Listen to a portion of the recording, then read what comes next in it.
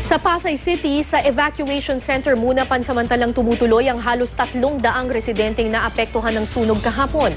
3 ang sugatan sa insidente. May news to go si Isay Reyes. Tayong mga putol-putol na kahoy na magsisilbi na lang na panggatong ang natira sa maraming mga residenteng nasunugan sa Andrews Avenue sa Pasay City kahapon ng hapon. Ang iba, alas 12 na ng hating gabi pero nangangalakal pa rin ang mapapakinabangan. Si Mang Salvador, inabutan namin inaayos ang iilan niyang naisalbang mga gamit. Yung mga gamit nga namin na iba, hindi na namin nakuha. Yung iba pong naiwan na gamit, yun, inaayos namin, tinatakpan. Kasi baka mawala. 3 ang nasugatan sa sunog na agad dinala sa ospital. Ang covered court ng Barangay 182 muna ang nagsisilbing evacuation center ng mga residente ngayon. May 182 na pamilya at mahigit 300 katao ang narito.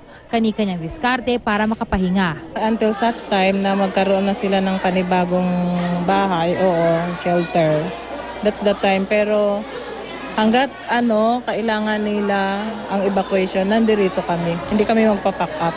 Si Lola Concesa, bakas pa sa mukha ang pagkakauntog habang nagmamadali sa sunog.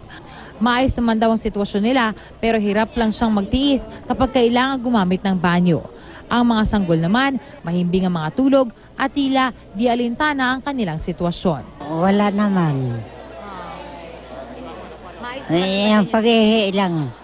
Yan lang. Kasi hindi ko matiis pag-ihi dito. Hindi ko matiis. Kaya bumababa ako. Maganda naman. Maganda naman dito. Ayos naman.